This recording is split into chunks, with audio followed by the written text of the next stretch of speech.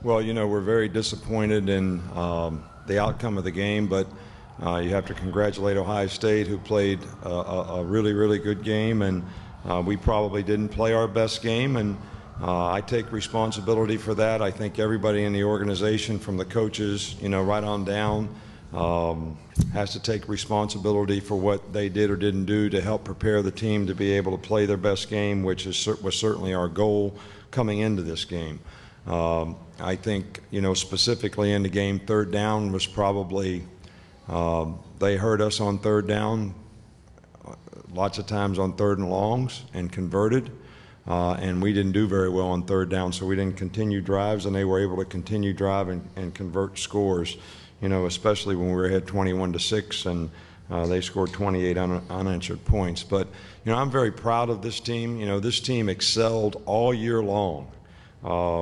They kept Alabama in the forefront of college football everywhere in the country, based on the hard work and the improvement that they made, throughout the season. So I'm very proud of what this team was able to accomplish and win in the SEC, as well as winning 12 football games in a very, tough conference. We're very disappointed in the outcome today. It was our goal to play our best in this game so we would have an opportunity to play in a national championship game. But we obviously didn't do the things that we needed to do as well as we needed to do them to have a chance to do that. But I think there's a lot of winners on this team, and I don't think you necessarily have to get a trophy to be a winner. And I do think that there's a lot of guys, on this team, two of them sitting right up here with me right now, and many, many more in that locker room that have been winners all year and did a fantastic job for our team. At this time, we'll take questions from the media. We do have 2 floor mics out. If you'll raise your hand, get my attention. It'll give us just a second to get a mic over to you. Questions for Alabama?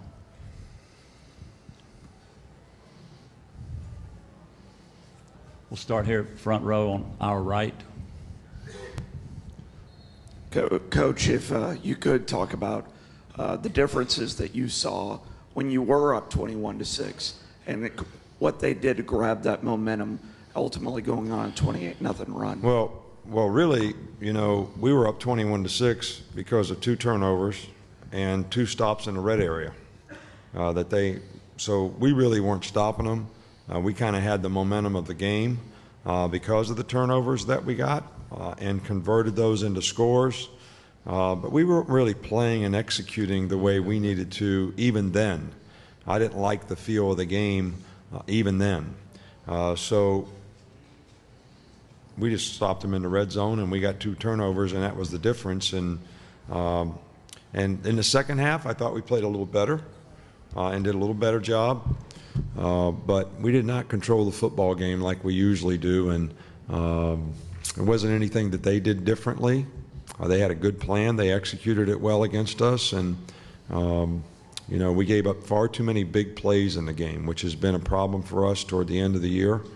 And that was, when you give up big plays and you don't get off the field on third down, you got lots of problems.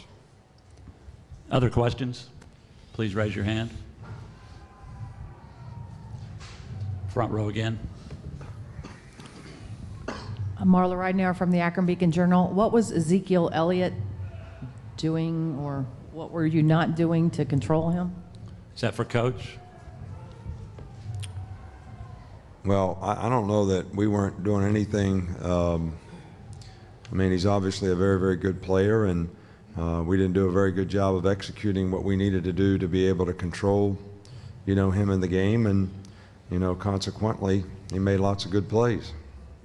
So, it's not really about what you do most of the time. It's really more about how you do it.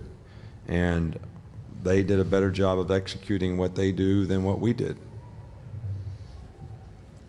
Other questions for Blake, Landon, or Coach Saban? Left side here on the aisle, second row. Go ahead, sir. Tony Cornish, Jr., WTVY. Question for Blake. Last drive, you guys are moving the ball. What's the feeling, the confidence level like in the huddle? You guys thought you could pull one out? Yeah, we really did. We have nothing but confidence in each other, and believe that we can do anything that's possible. And we just told each other, let's take one play at a time and just move the ball and get first down and get out of bounds. Other questions for Alabama? Right side, third row on the aisle. Roy Johnson, AL.com. Blake, can you tell us a little bit about what you saw out there from the defense that really prevented you from getting any real open looks all day or all evening long? Ohio State's a great defense. You know, they play with a lot of passion today. And the way they play, you know, we didn't have good looks here and there. And the things that didn't happen good for me, happen good for the team. I take full responsibility for it because it's probably something I could have did better to help my team win, and that's all. Other questions? Front row on the aisle. This is for Landon, and I have a question for Coach Saban as well. What was your message to Blake in the locker room? Because he's obviously putting it on his shoulders, and Coach said it's not all on him. I'm just wondering what was said to him in the locker room. Did you guys lift him up? What was the team message to your quarterback and then just to each other in the locker room? You talking about at halftime? Or? No, after the game.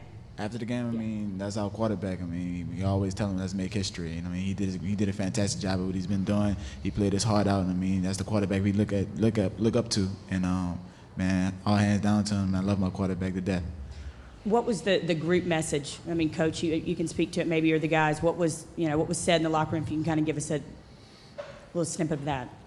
I already said it. You know, what I said to the players about exceeding expectations this year and doing a great job, you know, keeping Alabama in the forefront. And then I was very proud of what they were able to accomplish. And I was also, you know, apologetic to them, you know, as a coach and a coaching staff that didn't do a better job of helping them be able to play their best in this game. I think everybody has to take responsibility for their part of that. And, you know, I certainly feel as a coach that if we don't play well, it's my responsibility. And I just wish, especially for this team that had great team chemistry all year, worked so hard, had great senior leadership, you know, very little divisiveness and selfishness on this team. And this was a really fun team to coach and really wanted to see them do well. And you really like to do as much as you can. And when you feel like you come up a little short, you know, you certainly want to take responsibility for that.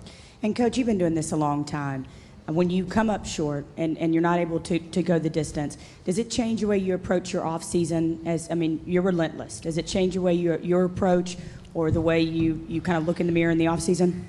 Well, I think there's a lot of lessons to be learned from everything that was done here. I think some younger players get the opportunity to see what it takes to play well in big games, to prepare well for big games. I think there's a lot of lessons to be learned from your behavior and how you treat other people. This experience for our team is fantastic to come to the Sugar Bowl and spend 5 days in the city of New Orleans. And these folks did a great job in terms of their hospitality. So there's a lot of lessons to be learned when you have success, and there's also a lot of lessons to learn when you have failings. And you know, hopefully we'll learn a lot from this experience, and that'll help us in the off season. But I really don't think we're going to change our philosophy in terms of how we do things. You know, that philosophy has helped us win a lot of games, and hopefully it will continue to do the same thing in the future. We'll stay on the right side, fourth row. Go ahead, sir. Eric Ritchie, Cox Sports Television, New Orleans, for Landon. If you can, talk about the Alabama defense, kind of the flow of the game. Coach referred to the early turnovers, but again, the 28 unanswered points. Tell me about the flow defensively for Alabama tonight.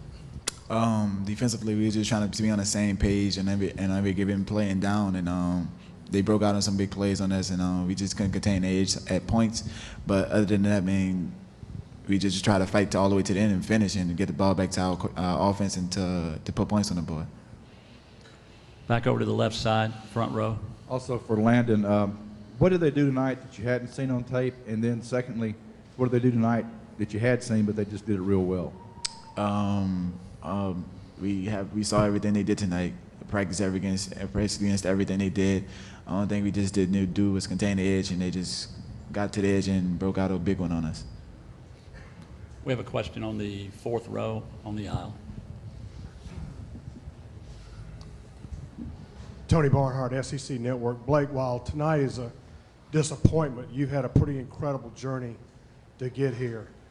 Coach Saban talked about things that you learned. What did you learn about yourself in this journey? Not much as I learned for myself. Is I learned that I had a lot of great guys around me.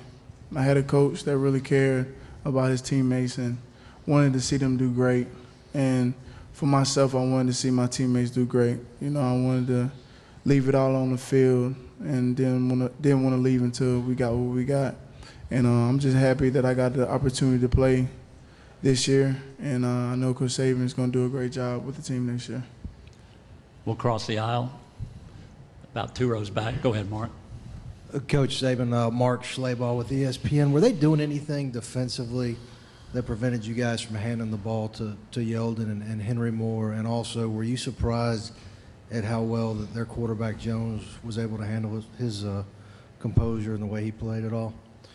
Well, you know, I think defensively they did pretty much exactly what we thought they would do. They played bump and run and played split safety. We call that cover 7. We had ways to attack it. You know, I was kind of anxious to see us take more shots down the field. I don't think we, you know, maybe did that enough, you know, early in the game. And they did a nice job. But, you know, we did a little better job in the second half. When we went no huddle, we played faster and did better. And I think there's obviously a lot of things that we wish we'd have done differently to attack their defense. Their front did a really good job. We didn't handle them well and running the football like we thought we might be able to when we spread them out. And they did a good job on our perimeter screens and, you know, smokes. And we made the blocks, but they made the plays. And, you know, you got to give their players a lot of credit for the way they executed. But, you know, I think that we're certainly capable of playing a little better than we played tonight, and I think everybody would say the same if you asked them that from player to coach. Let's go back over to the other side, about 2 rows back. Nick, I don't know if you know or not, Oregon won by about 40 points today. What type of chance you give Ohio State matching up with them? Well, you know, we didn't play Oregon. I didn't even know what the score of that game was, but I know they got a lot of good players and they've got a lot of speed. But I think Ohio State really has a good football team. You know, I thought that they were a very underrated team by everybody in terms of how people thought about them, especially the way they played against Wisconsin and the way they played, you know, later in the year. You know, the one thing that the new quarterback does is he has a tremendous arm, and they have some very talented receivers. And the two things that were very apparent is those things became very apparent in the last 2 games because of the quarterback. Now, they were a little different, and the quarterback was a great runner when 16 was playing, and he was a good passer. But it wasn't so obvious when you watched the film all season long that they had these great skill players that could really make plays down the field. And I really give their team a lot of credit. I give their coaching staff a lot of credit. They're difficult to defend. Their formations and motions that they do, they play real sound and solid on defense, really good special teams, and, you know, their players are all in. You know, they're committed, they play hard, and, you know, it was a great team effort for them, and you have to give them a lot of credit, but I think they have a very good team, and I think they're capable of playing with anybody in the country. We have time for 1 or 2 more. Let's take one on the front row left side. Okay, for Blake first and then for Landon, what are your goals and plans going forward from tonight? Blake? Right now, just, you know, just spend the rest of the time I have with my teammates and just sit down with my family, just talk about the future and see what can come up. Same thing. Sit down with my team, have fun with my teammates, and sit down with coach and my family to make a decision on what I'm going to do. Okay, this will be our final question for Alabama, right side, about 7 rows back. Go ahead, sir. Blake, you just heard Coach say that one goal was to get the ball down the field in terms of deep plays, and I was just wondering, echoing kind of what he said, if you were seeing anything in their defense that made it look inviting or not to you for deep plays down the field. I don't think that's my job to decide if the coaches them made the right call. Whatever they called, I try to run it to the full ability that I can and just get the ball to the playmakers. Okay. And he does a really good job of that. Thank you, Coach. Blake and Landon.